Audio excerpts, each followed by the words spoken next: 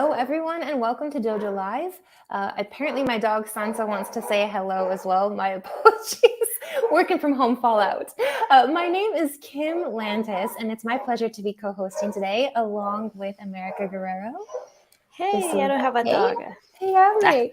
This Wednesday, October 26, 2022, and we're super excited to be speaking with Spencer Maid, who is the CCO, Chief Commercial Officer at Origin. Spencer, thank you for joining us. Hi, thanks, Kim. Thanks, America. Really appreciate it. Yeah, thank you. It's going to be really, really fun to learn about you, to learn from you, and of course, to learn about Origin, all about Wi-Fi sensing. Before we get to that, however, we would love to get to know you a bit better. Oh, geez, I don't know what's going on out there. Stop that. Shut it. But what's your story, Spencer? Tell us more about you, your passion, and sort of what's led up to Origin. And I'm going to mute myself. So again, thanks for having me. I'm so excited to be here today.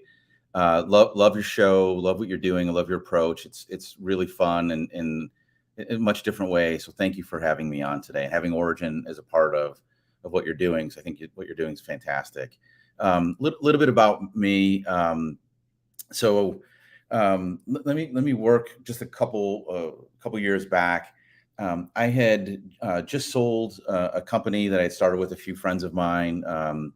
We had sold it off to an investor that was interested in buying the business from us.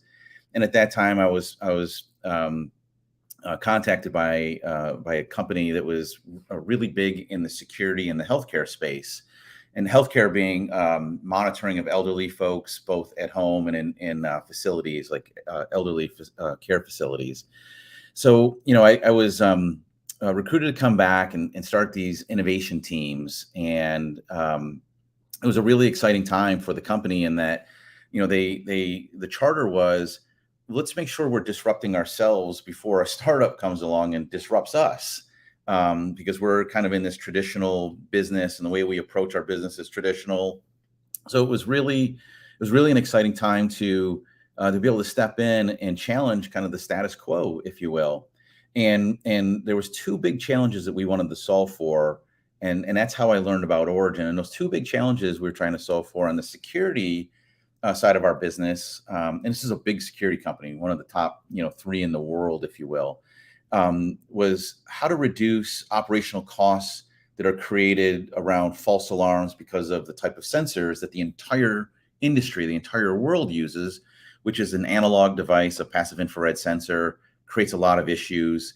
And that was kind of thing one that we wanted to solve for that business unit. And then the other business unit on the health side, they were in this mobile PERS business, which stands for mobile MPERS, which is mobile personal emergency response system. And one of the challenges that come along with those, the entire industry there is compliance. Getting my mom, a 77-year-old, to wear a pendant every day or a wearable on her wrist every day is nearly impossible. So compliance on these devices is less than 30%. Depends on what article you read, but some people say it's 20, some people say it's 30. Our experience in the business was less than 30%. So we wanted to solve for falls, being able to detect a fall, which is the leading, which happens more often than you would imagine. The insurance industry racks up $50 billion in care every year for falls, and it's the leading. It leads to a lot of other issues when somebody falls around the ground for a long period of time. So we wanted to solve for that without a wearable, and that's where my journey started with Origin. It was many years before, a couple years before I even joined the company, and we were looking for ways to solve for that. And I just fell in love with Origin's technology, this ability to take something that's everywhere, this ubiquitous, these ubiquitous wireless signals, Wi-Fi. Today it's everywhere. It's hard to not find Wi-Fi. Be able to take those signals and repurpose those signals and use them for something other than just communications, which we can't live without, Wi-Fi communications today. But our approach was, well, gosh, there's all these amazing signals out there. We'll put our AI on top of those signals and be able to help people, live a better life. And I fell in love with that. And the reason for that is, I had experienced one of these falls with my mom, non-compliant. She didn't have her wearable on. She's on the ground for hours. So when I met the company, just fell in love with the tech, fell in love with the capabilities of stuff we'll talk about today. But the future it's amazing, and it's the proverbial tip of the iceberg is what you see so far. So that's kind of my background. I was, started a company. It was a hardware business. It was great. It was fun. Went back to this big giant company, well funded. It was great.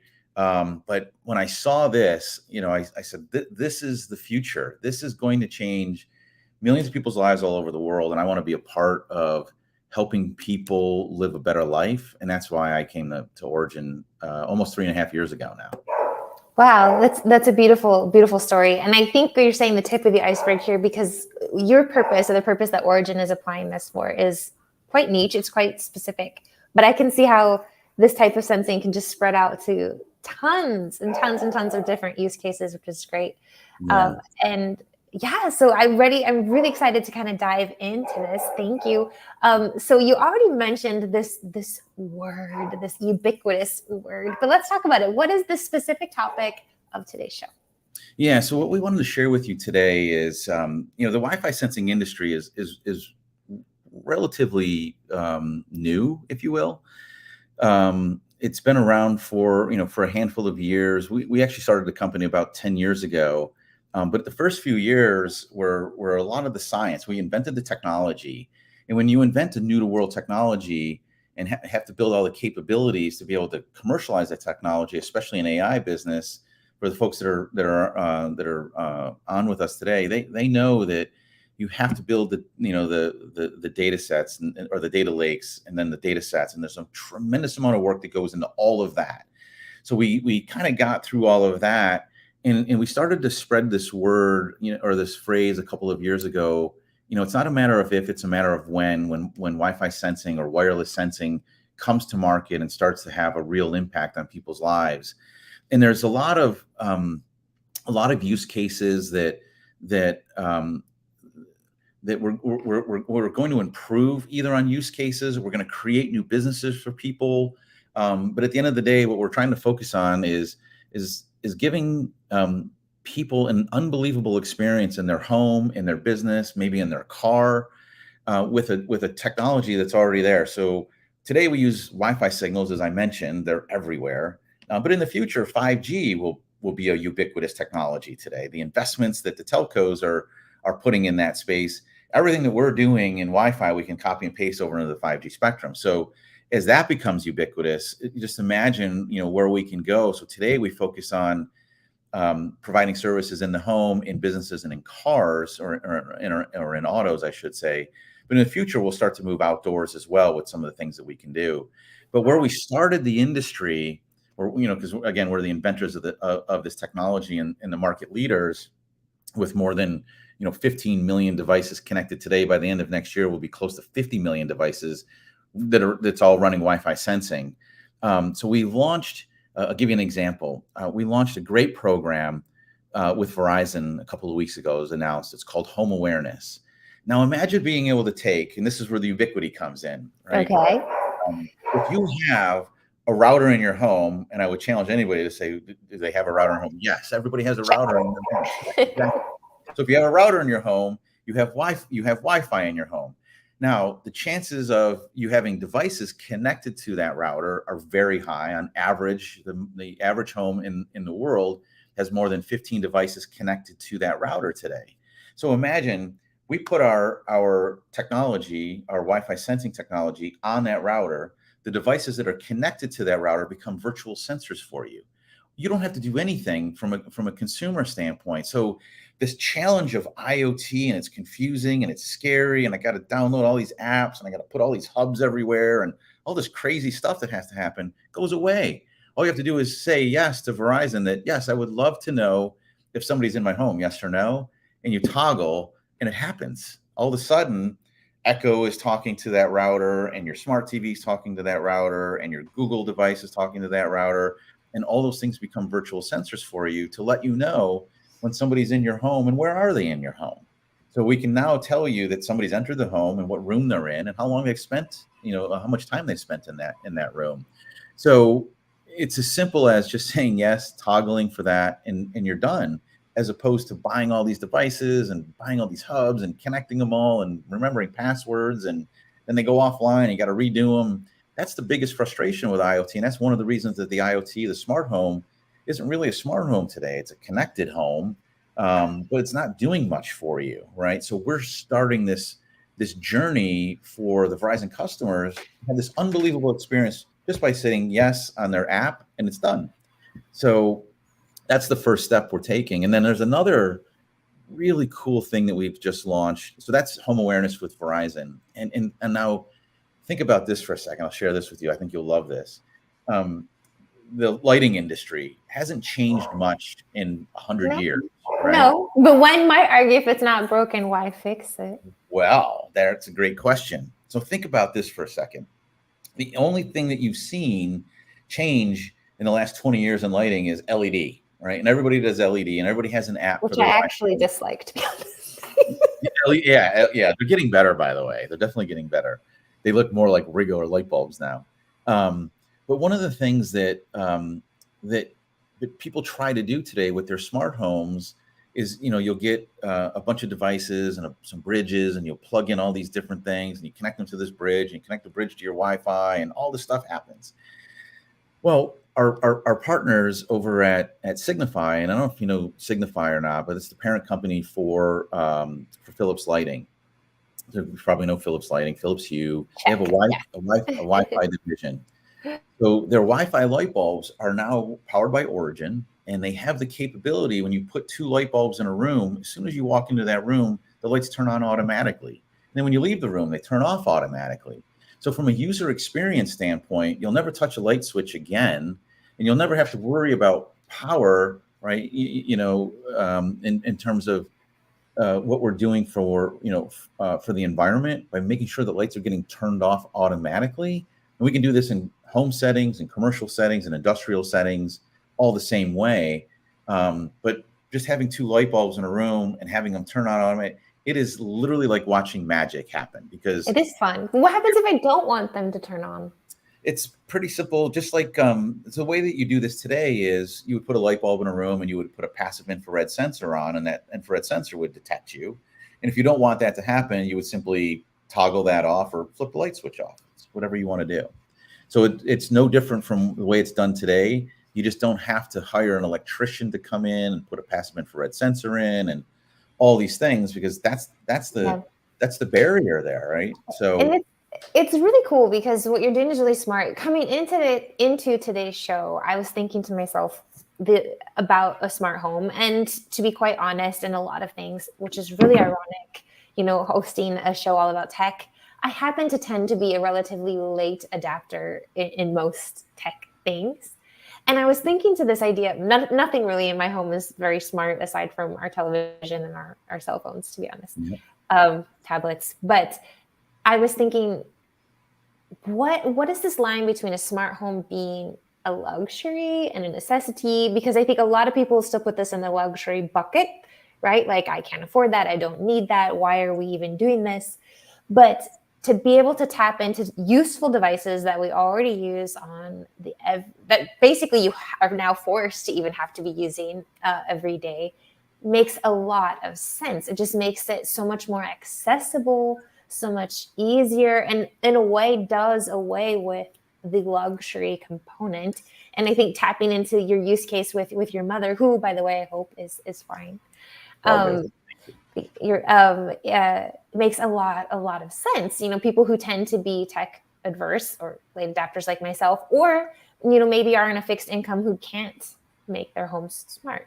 Yeah, it's exactly that. That when you look at it, there's a barrier to making this change. It's cost, because there's so many different devices, so many hubs, all these things that you need to do, and it's kind of stitched together. And some of that's going to change when Matter comes along. It's going to get a little bit easier, but it's still intimidating. And that's really the biggest thing that we're trying to address, is how do we make this so simple that you can just plug in a couple or just toggle on your Verizon app to say, okay, great, I'll start to do this, and it's done. So we're really trying to take the complexity away, and the confusion away, and the frustration away. by taking this approach. So I have a question, and this is more related with the marketing side. When 3 years ago, I lived with my grandmother and my auntie. My grandmother, she was 98, and my my auntie, sorry, I think that she's almost 80. So all this technology is something that I have been trying to sell to them, and the idea, but it's difficult for them. So, for example, my aunt, she has Facebook, and I think that she has another social media. My grandmother, she didn't. So how this marketing, the way you are selling these ideas, how do you send the message? Because I'm the one who is going to receive the ideas, me, who is 24 years old. But what about them? How do you do that? Yeah, that's a really great question. In that, when you think about the elderly care, in America, we'll talk about the elderly care market, because the decision for elderly care is usually made by both people. It's usually the caregiver, who's usually an adult child in their 40s. There's 55 million of them just in the U.S. alone, to give you some perspective, that are all trying to care for their aging parents or uncles and aunts and grandparents and so on and so forth. And every day you have 10,000 people turning 65. So you have this, population that's it's growing. This population is growing so quickly. So how do you care for them? And that's when people start to look into technology, and the decisions made by both people. And when you walk into, and I've been through this with my mom. That's why I'm so passionate about this.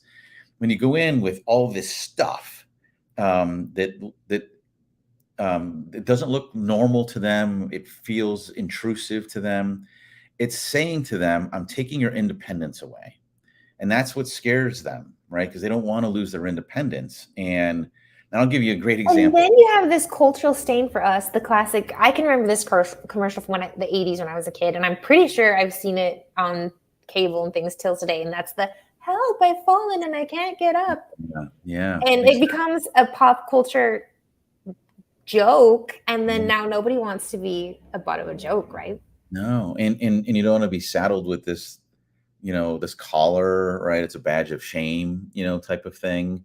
So the more, I'll bring that word back, the more ubiquitous the technology is, the better.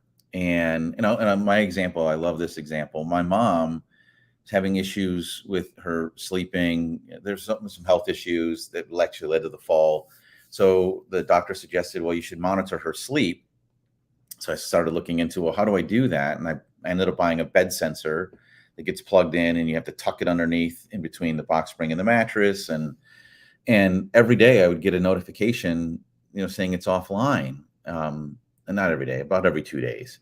And so I called my mom, and I'm a caregiver, by the way. She lives 2,000 miles away. I am the classic caregiver, lead the care circle, the whole 9 yards.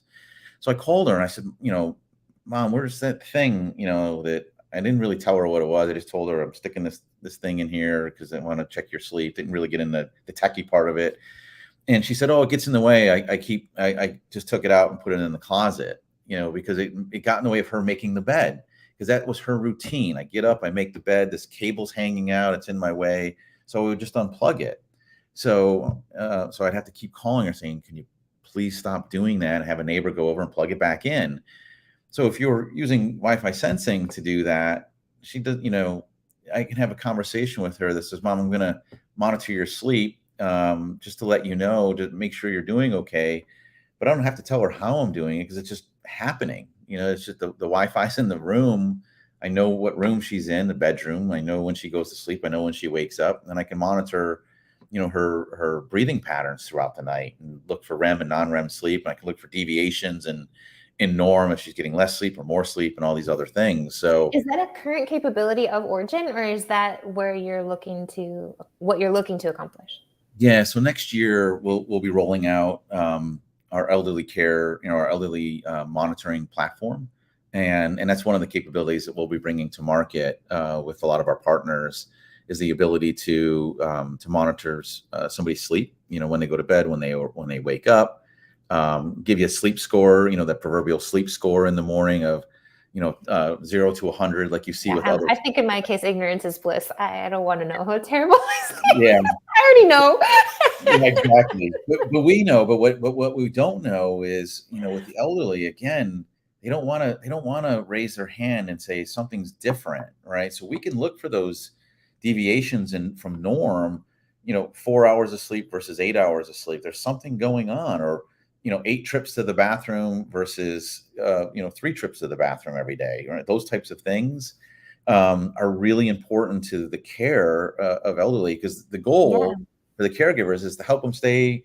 90+% of them want to age with independence and what they call home, whether it's the home they've been in for 40 years or the condo they've downsized or whatever the case might be. Right.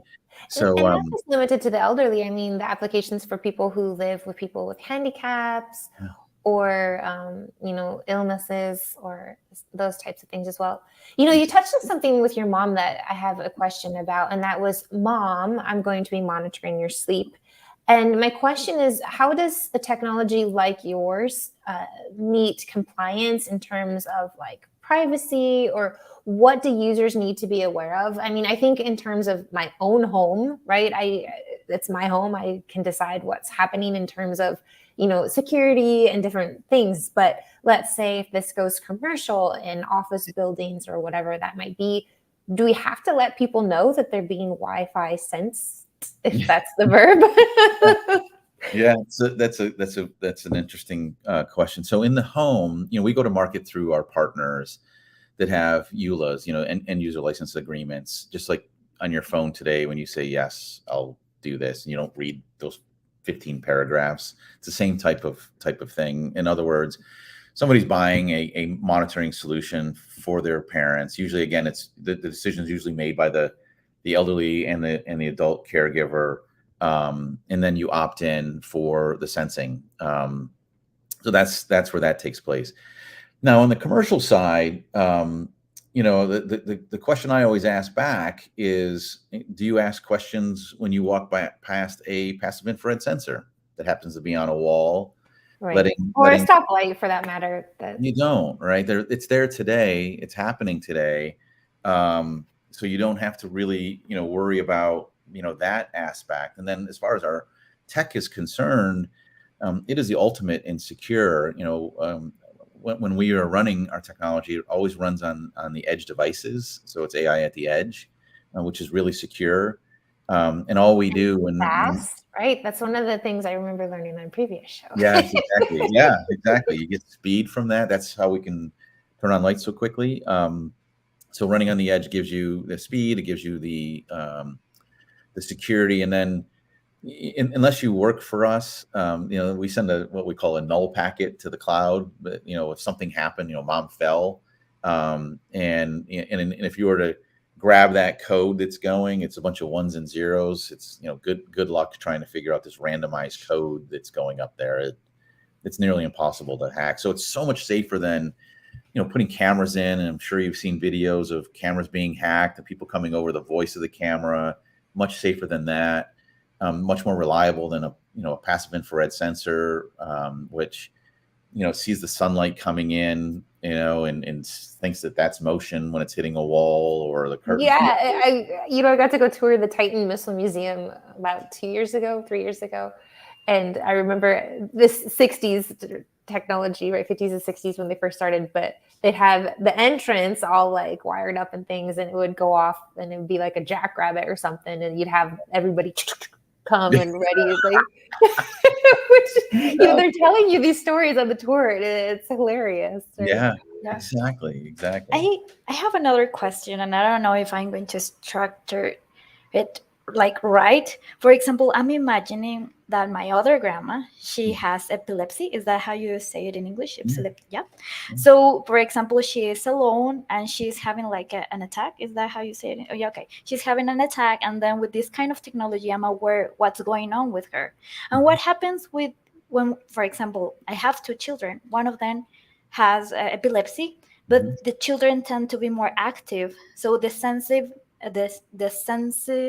device, or the internet will identify that there is like a current movement with them because they tend to have a lot of energy. How does the technology work with this? For example, I with guess it's children. patterns, right? That Exactly. I each want like to know that. sequences. Yeah, Uh-huh. Yeah. that's Um,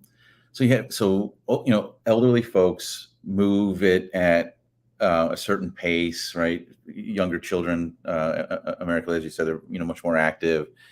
Um, we um, we can't distinguish between say those the two children. But what we can distinguish between is what we're looking for is motion. Um, in a home and different types of motion. We have this capability we've patented. It's called engine fusion, and that allows us to stack different AI engines together on a device and look for different things in the home. So I'll give you an example. We'll go back to elderly because I think this will help you understand how it works. So an elderly person, walking into the home, um, that is, that's kind of big motion, right? A person moving through the Wi-Fi is what we call big motion. That person then sits down in front of the couch, like my mom, 6 hours a day watching television. Hey, don't And I dog know, it. I do it too. yeah, Me too.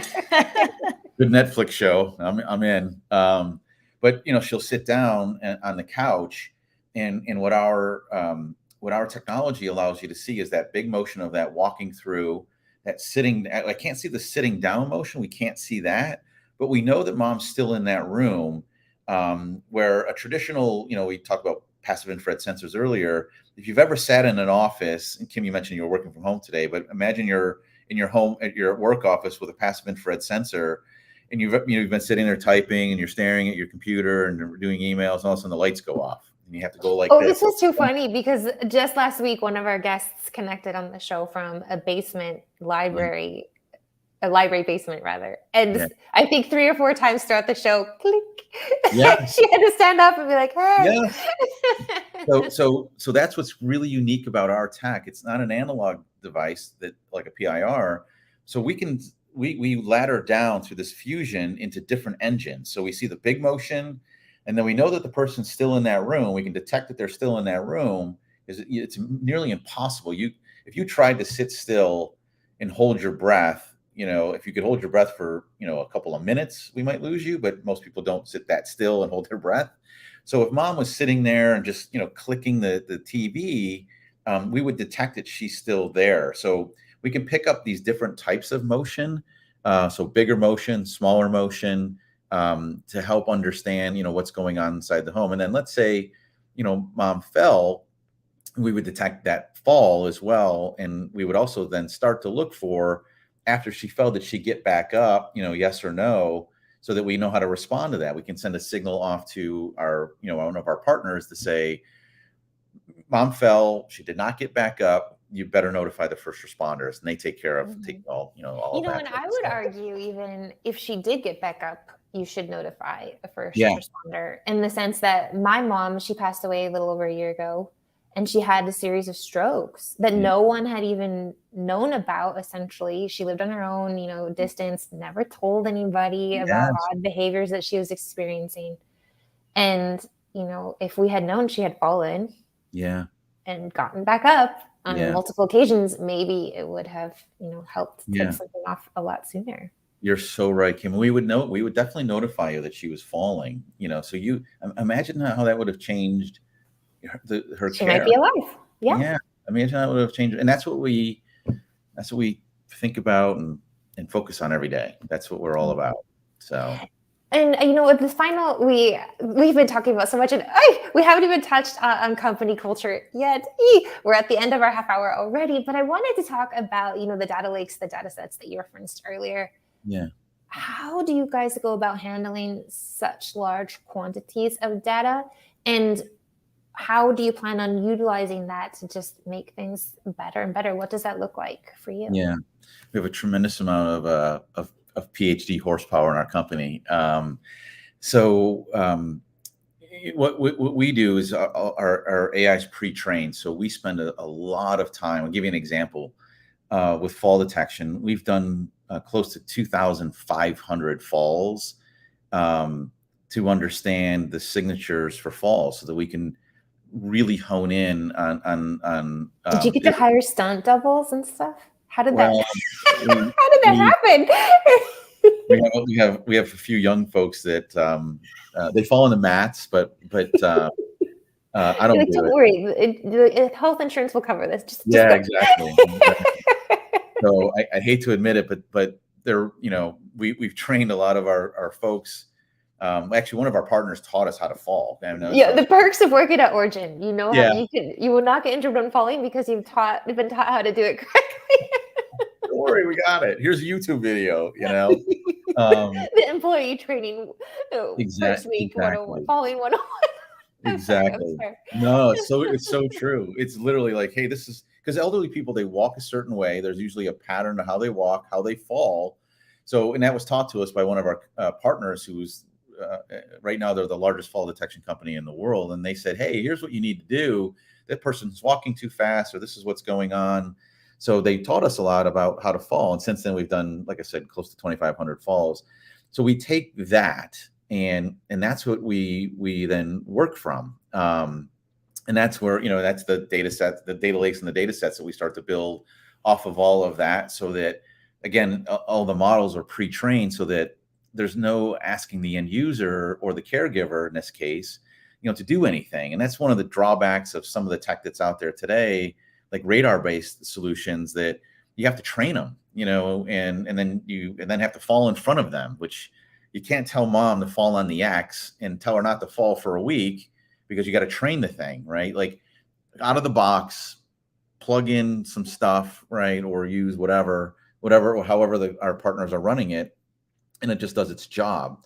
So that's what we do. We spend a tremendous amount of time on that with, again, a lot of really, really smart people that were taught by the inventor of the technology of how to leverage what we do, fundamentally. So. Fantastic. Well, Spencer, it has been amazing getting to know you, getting to know Origin, and just all about Wi-Fi sensing, which is absolutely true. Prior to this Dojo Live show, I had never heard of Wi-Fi sensing capabilities. And so that is absolutely fantastic. The world of possibilities, like you said, the tip of the iceberg is just opened up. I can see so many applications. And I honestly say it speaks, I think, very well of you, the company you work with, to start with something so personal. And that's the people we love. And to really start from the heart, I think speaks a lot of your character and integrity and what you're all about, to start where really, really matters before, just thinking of a bottom line that maybe other companies or people may have started with. So congratulations. Thank you very much. We appreciate that. You're welcome. Stick around just a minute as we go off air. But before we do, we'd like to talk and introduce tomorrow's show. Yes, tomorrow we're going to have an interview with Sean Hinton. He is the CEO and founder at the company Skyhive Technologies. The topic is going to be about the human capital operating system. And the question is 4 essential insights into the most valuable part of your business. It wasn't a question. It's more like a statement, I believe, but we will figure it out tomorrow. Yes, human capital, the most important part of our business. Yes. I definitely agree. Thank you all for joining us today. See you tomorrow at 10 o'clock Pacific. And until then, stay safe and don't fall. Thank you.